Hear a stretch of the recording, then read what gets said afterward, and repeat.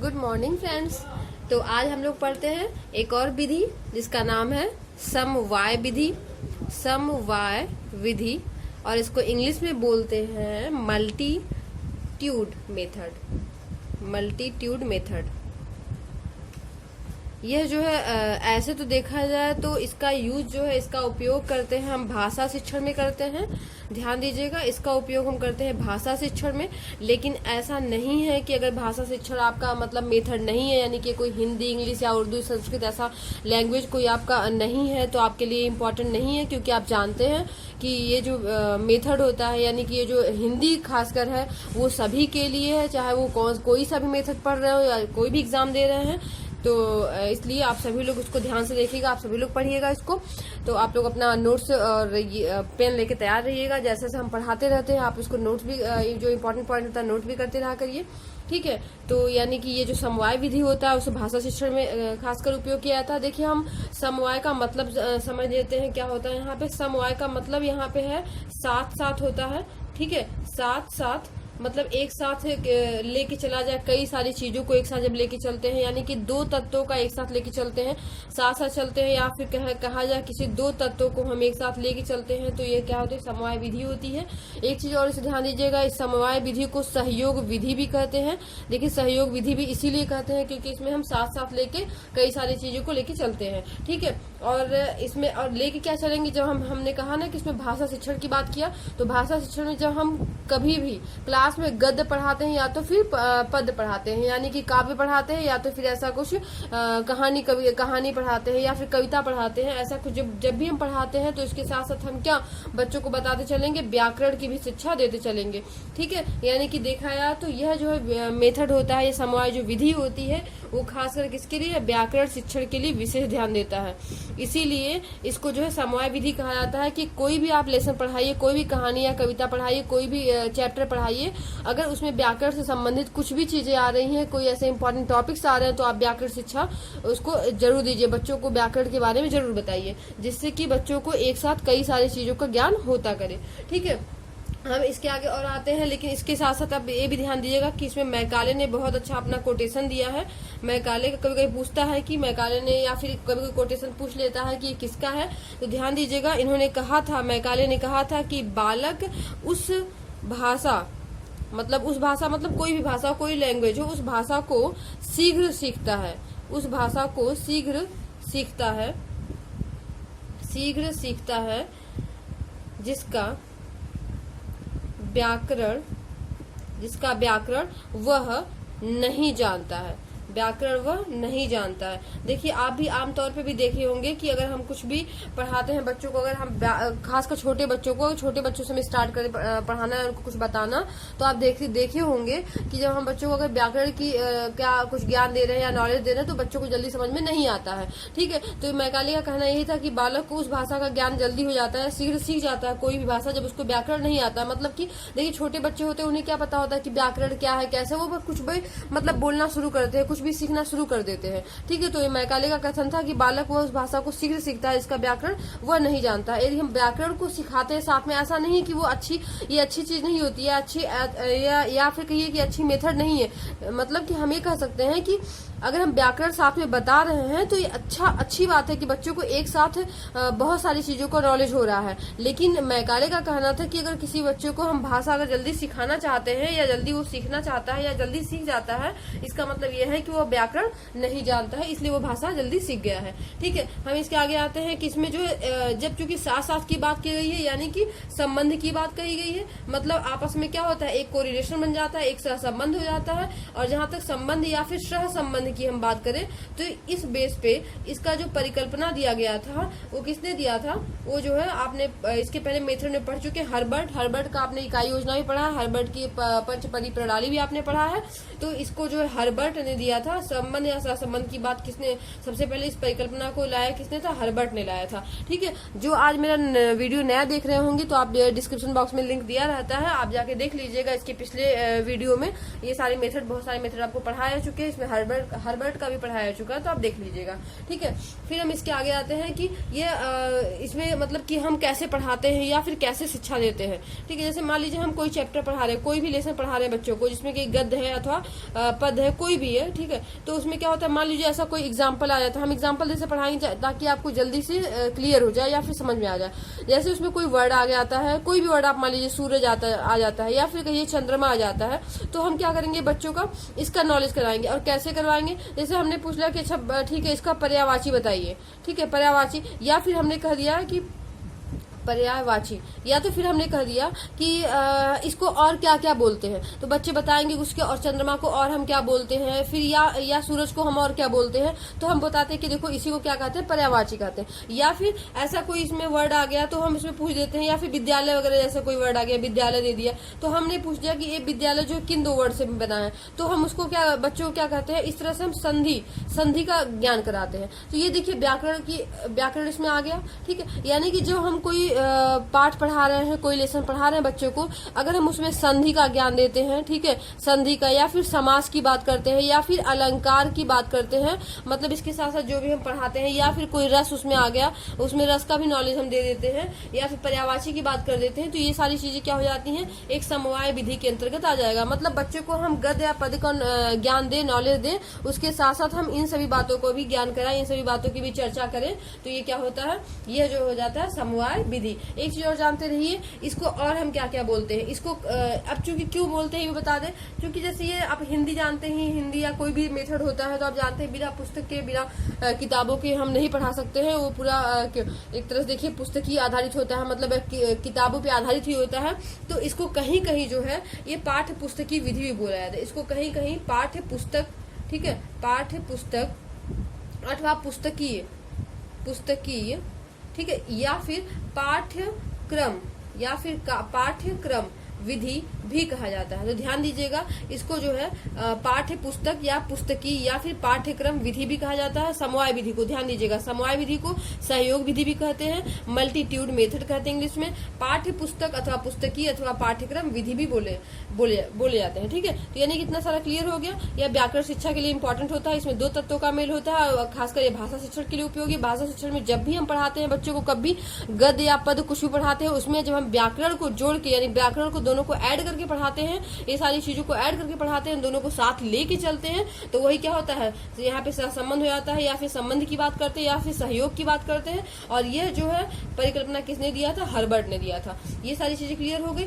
अब देखिए हम इसमें बात करते हैं कि ये टाइप्स कितने होते हैं, क्योंकि ये जो है थोड़ा सा अभी आपको इसमें और इम्पोर्टेंट टॉपिक मिलने वाले हैं और बहुत ही इम्पोर्टेंट है। तो हम शुरू करते हैं इसके प्रकार की बात, इसमें कौन से प्रकार होते हैं। तो प्रकार की बात करते हैं, इसमें जो 2 टाइप्स होते हैं, पहला तो होता है इसमें लंबी, इसको बोलते ही है लंबी संबंध या फिर सह संबंध बोलते हैं, लंबी संबंध या फिर सह संबंध विधि बोलते हैं। और सेकंड होता है इसमें क्या, क्षैतिज सह संबंध विधि बोलते हैं, लंबी सह संबंध विधि बोलते हैं, और सेकंड होता है क्षैतिज सह संबंध विधि बोलते हैं। देखिए अब इसमें लंबी विधि क्या होती है या फिर क्षैतिज विधि क्या होती है या सहसंबंध विधि क्या होती है। यहाँ पे लंबी सहसंबंध विधि का मतलब होता है जब एक विषय हो, मतलब जैसे हमने हिंदी का भी एग्जांपल दिया, हिंदी है ना, तो मान लीजिए हिंदी हम पढ़ा रहे हैं, तो हिंदी का उसी विषय से हम अगर सहसंबंध निकालते हैं, मतलब उसी विधि से, मतलब उसी विधि का हम अगर व्याकरण है, व्याकरण से हमको रिलेट किए उसको, तो क्या हिंदी का ही तो एक पार्ट है व्याकरण, मतलब व्याकरण जो है वो हिंदी का ही व्याकरण से हम उसको कोरिलेट कर रहे हैं। तो यानी कि यह जो हिंदी का ही पार्ट है, मतलब एक विषय का उसी के विषय से हम जब क्या करते हैं, उसका संबंध स्थापित करते हैं या फिर उसके बीच में हम संबंध बताते हैं, तो ये क्या होती है, लंबी सहसंबंध विधि होती है। और क्षैतिज में क्या होता है, जब हम किसी एक विषय का क्या करते हैं, उसके दूसरे विषय से, किसी दूसरे विषय से हम क्या करते हैं, आपस में कोरिलेशन निकालते हैं या फिर सहसंबंध बताते हैं, तो ये क्या होता है, यह जो है क्षैतिज सहसंबंध विधि होती है या क्षैतिज जो है विधि होती है। जैसे हम एग्जांपल बता रहे हैं, जैसे एग्जांपल मान लीजिए हम कोई कहानी पढ़ा रहे हैं, उसमें क्या आ गया, कहानी में पेड़ पौधों की बात आ गई, ठीक है, कहानी में क्या आ गई, पेड़ पौधों की बात आ गई। तो हम क्या करते हैं, बच्चों को क्या कहते हैं, पूछते हैं कि अच्छा बताइए पेड़ पौधों से हमें कौन सी गैस मिलती है, या आपने घर पे पेड़ पौधे लगाते हैं तो उसमें जो है कौन सा फ्रूट होता है, वह फ्रूट का जो है क्या इंपॉर्टेंट है, वो हमें क्या, उससे हमें क्या मिलता है। ठीक है, तो ये सारी क्या चीजें होती है, साइंस की हो गई। तो हमने क्या कर दिया, इसको हम विज्ञान से क्या कर दिए, कोरिलेट कर दिए। तो यानी कि जब हम किसी एक विषय का दूसरे विषय से क्या करते हैं, कोरिलेट कर देते हैं, उसका सहसंबंध बताते हैं, तो वो क्या होती है, क्षैतिज सहसंबंध विधि होती है। इतना सारा क्लियर हो गया। मतलब क्या होती है, लंबी सहसंबंध विधि क्या होता है, जब एक विषय का उसी विषय से हम क्या करते हैं, उसका सहसंबंध बताते हैं या उसका कोरिलेशन बताते हैं। क्षैतिज विधि में क्या होता है, जब हम एक विषय का किसी दूसरे विषय से बताते हैं। ठीक है, ये सारे एग्जाम्पल क्लियर हो गए। चलिए हम इसके अब चलते हैं सिद्धांत की तरफ। देखिए बहुत सारे ऐसे सिद्धांत हैं जिसको पूछता है कि इसमें कौन सी विधि है, या फिर समवाय विधि है तो क्यों है। ठीक है, इसमें हम आपको बहुत सारी विधि बताएंगे, जैसे कि पहला है हर्बर्ट। इसमें है हर्बर्ट का संप्रत्यात्मक, हर्बर्ट का संप्रत्यात्मक विधि होता है। सेकंड है हर्बर्ट का सहसंबंध विधि होता है। ध्यान दीजिएगा, इसको आप लोग नोट भी करते जाइएगा, सहसंबंध विधि होता है। अगला है फ्रोबेल, अगला है, ऐसे आपको याद हो जाएगा किसका कौन सी विधि है, फ्रोबेल की जो है जीवन केंद्रित विधि है, जीवन केंद्रित शिक्षण विधि है या फिर शिक्षा है। ठीक है, फिर फोर्थ आते हैं, नेक्स्ट आते हैं जो कि डीवी का है, डीवी का सामंजस्य या फिर सामंजस्यीकरण भी बोलते हैं, डीवी का सामंजस्यीकरण विधि है। और लास्ट है, फिफ्थ है गांधी जी का, जो हमने पढ़ाया था इसके पहले वीडियो में होगा, आप देख लीजिएगा। गांधी जी का समन्वय या फिर इनके विधि को भी समवाय विधि बोलते हैं।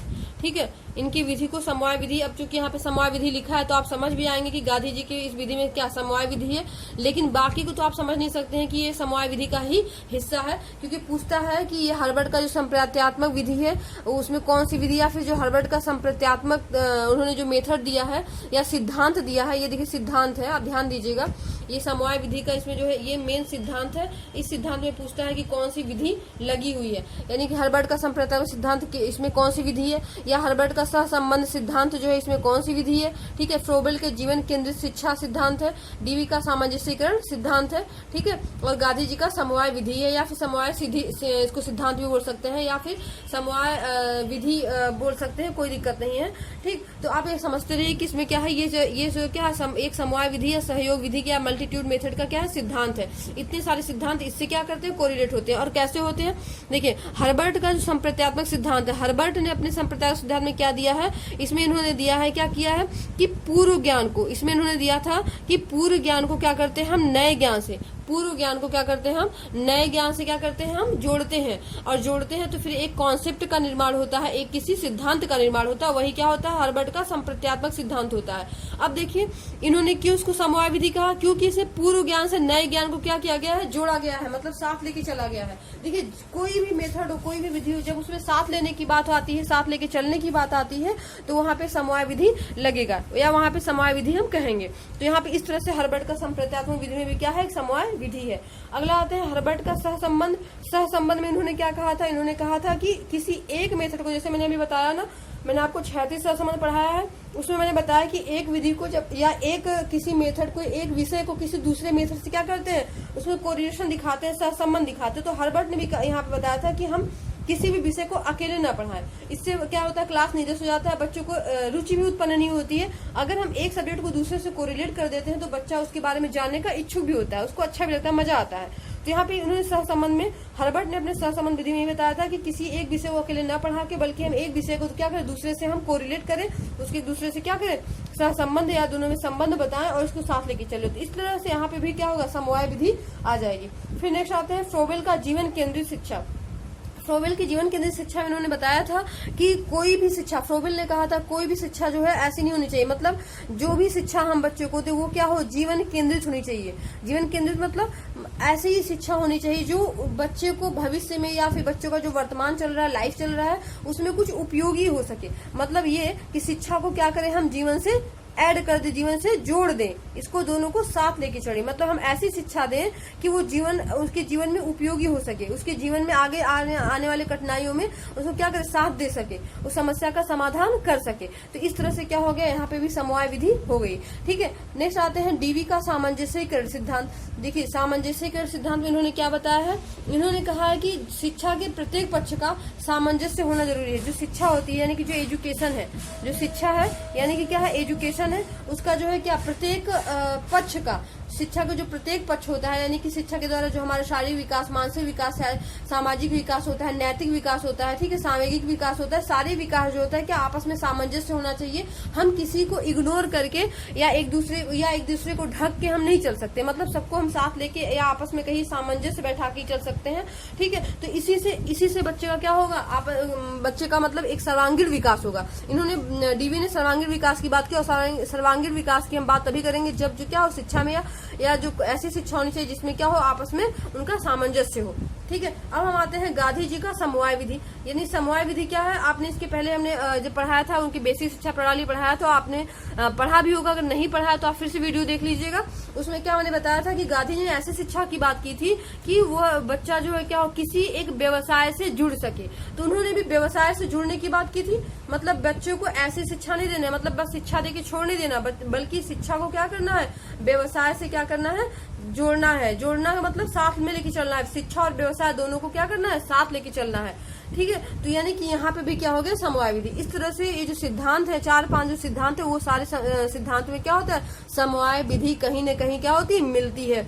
इसीलिए कभी कभी एग्जाम में पूछता है कि हार्वर्ड का संप्रत्यात्मक सिद्धांत में कौन सी विधि है, ठीक है, या समवाय विधि के अंतर्गत कौन कौन से सिद्धांत आएंगे। तो ऐसे 2-3 दे दिया, उसमें से कोई नहीं दे दिया या इनमें से सभी दे दिया, तो कम से कम आप याद कर लीजिएगा कि समवाय विधि के अंतर्गत कितने सारे सिद्धांत आएंगे। अब हम बात करते हैं इसके कुछ मेरिट्स और डीमेरिट्स के बारे में। तो पहले आज हम लोग मेरिट्स की बात करते हैं कि इसमें इसके मेरिट्स क्या है, इसमें जो है मेन इसका गुण क्या है, इसमें क्वालिटी क्या है। तो इसमें क्या है, व्याकरण की जो कक्षाएं होती है अलग से नहीं चलानी पड़ती हैं। मान लीजिए कभी कभी क्या होता है, बच्चों में अगर हम व्याकरण की क्लास चला रहे हैं तो व्याकरण बच्चों को बहुत कठिन लगता है, बहुत नीरस लगता है, तो बच्चे क्या होते हैं उसमें जो है रुचि नहीं ले पाते हैं। इसीलिए इसमें क्या कहा गया कि गद्य अथवा पद हम पढ़ा रहे हैं तो बच्चों को उसमें जोड़ के पढ़ाएं, तो बच्चों को इस तरह व्याकरण का ज्ञान भी हो जाएगा और उसको जो है मजा भी आएगा और अलग से क्लास नहीं चलानी पड़ेगी। तो इस तरह से हम कह सकते हैं कि व्याकरण की हम क्या करते हैं, अलग से क्लास की आवश्यकता नहीं होती है, अलग से कक्षा की आवश्यकता, क्लास की आवश्यकता नहीं होती है। ठीक है, पहला हो गया। सेकंड आते हैं, एक ही अध्यापक से संभव हो जाता है, मतलब अधिक अध्यापक की जरूरत नहीं पड़ती कि एक कोई व्याकरण पढ़ाए फिर दूसरे में कोई उसको आके गद्य अथवा पद्य का पढ़ाए। तो इसमें क्या होता है, एक ही शिक्षक से क्या होता है, वो सारे टॉपिक्स जो है क्लियर हो जाते हैं, या फिर कहें एक ही क्लास में वो सारी चीजें क्लियर हो जाती हैं। फिर आते हैं नेक्स्ट, तो इसमें व्यवहारिक ज्ञान प्रदान किया जाता है। अब चूंकि देखिए हम जब बच्चों को जोड़ के पढ़ा रहे हैं, ऐड करके पढ़ा रहे हैं, तो व्यवहारिक ज्ञान उसको मिलना ही मिलना है। कोई भी टॉपिक हम पढ़ा रहे हैं तो उसके आसपास के परिवेश से हम जोड़ देते हैं, क्या करते हैं, आपस में क्या करते हैं, सहयोग ले लेते हैं, दूसरे किसी मेथड का इसमें एग्जाम्पल दे देते हैं या किसी दूसरे विषय का एग्जाम्पल दे देते हैं, तो बच्चा जल्दी सीख जाता है। ठीक है, तो ये सारे इसके मेरिट्स हो गए। अब हम डीमेरिट्स की बात करते हैं, क्योंकि इसमें डीमेरिट्स में कुछ ज्यादा है लेकिन ये इंपॉर्टेंट भी है साथ में। ठीक है, डीमेरिट्स की बात करते हैं लेकिन इंपॉर्टेंट भी है, ध्यान दीजिएगा। इसमें क्या होता है, कभी कभी जो हमारा मुख्य उद्देश्य होता है, ध्यान दीजिएगा, वो गौड़ बन जाता है, और जो गौड़ उद्देश्य होता है वो क्या होता है, मुख्य बन जाता है। अब कैसे बन जाता है, यानी कि जो मुख्य उद्देश्य हमारा होता है, ठीक है, उद्देश्य यानी कि हम जो बच्चों को पढ़ाने आए हैं, हमारा उद्देश्य क्या है कि हमें ये चैप्टर खत्म करना है, हमें ये कविता खत्म करनी है, या फिर ये कहानी हमें खत्म करनी है। तो यह मुख्य उद्देश्य का मतलब हमारा मुख्य उद्देश्य बन गया कि हमें कविता आज खत्म कर देनी है। अब गौड़ का उद्देश्य मतलब हो गया, मान लीजिए उसमें कोई एग्जाम्पल आ गया, या फिर कहिए कि कोई ऐसे वर्ड आ गए, कोई संधि का वर्ड आ गया, ठीक है, कोई पर्यायवाची आ गया, या फिर कोई समास आ गया, तो हम जो है बच्चों को बताने लगे, तो बच्चे उसमें ज्यादा रुचि लेने लगे, और या तो फिर बच्चे उसमें ज्यादा क्वेश्चन करने लगे कि अच्छा ठीक है, इसमें और कितने टाइप्स होते हैं, या फिर इसके और एग्जाम्पल बताइए, या फिर और इसके पार्ट बताइए। तो हम क्या करते हैं, उसको बताने लगते हैं। तो ऐसा क्या होता है कि जो हम पोयम पढ़ाने आए हैं या फिर जो कविता पढ़ाने आते हैं, वो हमारा मुख्य तो होता है, लेकिन जब हम उसके अलंकार की बात वहीं पे करने लगते हैं, अलंकार पढ़ाने लगते हैं, कभी कभी हम इतना उसमें खो जाते हैं कि हम भूल जाते हैं कि हमें कविता खत्म करना है। तो क्या होता है, ये जो अलंकार जो हमारा गौड़ बना हुआ था, ये क्या होता है, मुख्य बन जाता है। तो यहाँ पे ये डिमेरिट्स है कि हम जो पढ़ाने आते हैं, जो मुख्य हमारा उद्देश्य होता है, वो कभी कभी क्या होता है, गौड़ बन जाता है, और जो गौड़ होता है वो कभी कभी क्या होता है, मुख्य बन जाता है। और नेक्स्ट इसीलिए क्या होता है, इसमें जो तार्किक जो क्रम होता है, जो तार्किक क्रम होता है, वो क्या होता है, वो नहीं हो पाता है। उसमें क्रम तो हो ही नहीं पाएगा, क्योंकि हम पढ़ाने कुछ और आए हैं और पढ़ाने कुछ और लगते हैं। और इस तरह क्या होता है, इसमें अच्छी तरह अधिगम नहीं हो पाता है। बच्चे क्या होता है, अधिगम मतलब बच्चे कंफ्यूज हो जाते हैं कि हम क्या पढ़ रहे हैं, फिर क्या पढ़ने लगे। मतलब कुछ बच्चे, अब जरूरी नहीं कि सब बच्चे जो है रुचि ही ले, या फिर सब बच्चे उतने प्रतिभाशाली ही हो। कुछ बच्चे ऐसे होते हैं, मतलब उनको रहता है कि हाँ हमें पोएम में ज्यादा इंटरेस्ट लग रहा है, तो वो सोचते हैं कि हम क्या पढ़ने आए, तो इस तरह उनका अधिगम भी अच्छी तरह नहीं हो पाता है। ठीक है। और इस तरह से क्या होती है, व्याकरण की शिक्षा भी नियमित नहीं चल पाती है। अब जैसे व्याकरण होता है, आज हमने मान लिया अलंकार पढ़ा दिया, या पहले लाइन या दूसरे लाइन की पोएम में आगे अलंकार आ गया, हमने बता दिया। फिर तीसरे चौथे पांचवें लाइन में कुछ आया ही नहीं, या फिर अगले दिन क्या पर्यायवाची आ गया, या फिर समास आ गया, या फिर संधि विच्छेद आ गया, तो हमने उसको बता दिया। तो क्या होता है, यहाँ पे अलंकार हमने क्लियर किया ही नहीं, हमने फिर अलग जो है दूसरा नेक्स्ट टॉपिक शुरू कर दिया। इससे क्या होता है, बच्चे में जो है इसका भी, यानी कि जो व्याकरण हम बता रहे हैं उसका भी अच्छी तरह ज्ञान नहीं हो पाता है। ठीक है। यानी कि यह जो है, जो व्याकरण होता है वो भी अधूरा रह जाता है, या जो हम मेन पढ़ाते हैं वो भी अधूरा रह जाता है। ठीक है। और साथ ही क्या होता है, जो हम मूल पाठ पढ़ाते हैं वही चीज मैंने जो बताया कि मुख्य उद्देश्य गौड़ हो जाता है, वही है। जो मूल पाठ होता है हम उससे क्या होते हैं, भटक जाते हैं। ठीक है। लेकिन इसमें यहाँ पे कुछ चीजें अच्छी चीजें हैं, जैसे कि ये जो है, जो समवाय विधि होती है या फिर जो सहयोग विधि होती है, वो क्या होती है, उद्योग आधारित होती है। यहाँ पे उद्योग आधारित होती है। ये जो है उद्योग आधारित, मतलब हम इसे कोई भी सब्जेक्ट पढ़ा रहे हैं, यहाँ चूंकि भाषा शिक्षण के लिए है, तो भाषा शिक्षण में चूंकि व्याकरण के लिए विशेषकर है, व्याकरण की शिक्षा देने के लिए विशेष है। लेकिन यदि हम कहीं और इसको देखेंगे, मतलब किसी जैसे कि हमने गांधी जी में देखा समवाय विधि को, या फिर हमने यहाँ फ्रोबेल में देखा, या और भी हमने ऐसे बहुत सारे सिद्धांत हमने वहां पे देखा, तो वहाँ पे क्या होता है, उद्योग आधारित बताया गया। इससे क्या होता है, जो भी बच्चा ज्ञान प्राप्त करता है या जो भी स्टूडेंट पढ़ने आता है, उसको अलग से किसी उद्योग की जरूरत नहीं पड़ती है, या किसी और व्यवसाय को सीखने की जरूरत नहीं पड़ती। वो साथ में क्या करता है, सीखते जाता है। और साथ ही वो क्या करता है, भौतिक वातावरण का उसे ज्ञान होता है। ठीक है। भौतिक वातावरण के साथ साथ क्या होता है, उसे जो है वहाँ के जो वातावरण इन्वायरमेंट है, जो सामाजिक इन्वायरमेंट है, उसका भी ज्ञान होता है। तो ये सारी चीजें क्लियर हो गई। इसमें क्या है, यानी समवाय विधि क्या होती है, साथ साथ लेके चलने वाला, मतलब किसी भी दो सब्जेक्ट को लेके चलिए अलग अलग, या फिर एक ही सब्जेक्ट के उसे एक ही पार्ट को लेके चलिए साथ में, वो समवाय विधि होती है। लेकिन जो समवाय विधि यहाँ पे बताई गई है, जो मल्टीट्यूड मेथड यहाँ बताया गया, वो खासकर किसके लिए होती है, हिंदी शिक्षण के लिए। हिंदी शिक्षण मतलब शिक्षण के लिए होती है, भाषा शिक्षण के लिए होती है। केवल हिंदी नहीं बल्कि भाषा शिक्षण के लिए होती है। उसमें हिंदी, इंग्लिश, संस्कृत, उर्दू कुछ भी आ सकता है। ठीक है। सभी भाषा शिक्षण के लिए होती है। ठीक। इसको क्या क्या पाठ्य पुस्तक अथवा पुस्तकीय अथवा पाठ्यक्रम विधि भी बोलते हैं। ठीक। इसकी जो परिकल्पना है, यानी संबंध अथवा सह संबंध की जो परिकल्पना है, उसे सबसे पहले किसने दिया था, परिकल्पना की बात की जाए तो हर्बर्ट ने दिया था। ठीक है। हर्बर्ट ने इसको बताया था। तो इतनी सारी बातें आप लोग क्लियर हो गई होंगी। हाँ, यदि इसमें आपको कोई कंफ्यूजन होता है तो आप जरूर बताइएगा, यदि कोई प्रॉब्लम आती है। इसी के साथ फिर हम लोग और भी अगले में लेके आएंगे, कुछ और भी आपको मेथड पढ़ाएंगे, कुछ और में मेथड हम लोग पढ़ेंगे, कुछ उसके बारे में भी जानेंगे। ठीक है। एग्जाम आ रहे हैं, आप लोग और अच्छे से तैयारी करिए, पढ़ाई करिए, क्योंकि जल्दी ही एग्जाम आने वाला है। सीटेट का शायद एक महीने में आ जाए, ज्यादा आपके पास टाइम भी नहीं है, तो तैयारी करते रहिए। ठीक है। इसके साथ ही आप लोग खुश रहिए, घरों में रहिए, स्वस्थ रहिए, स्वच्छ रहिए। Thank you.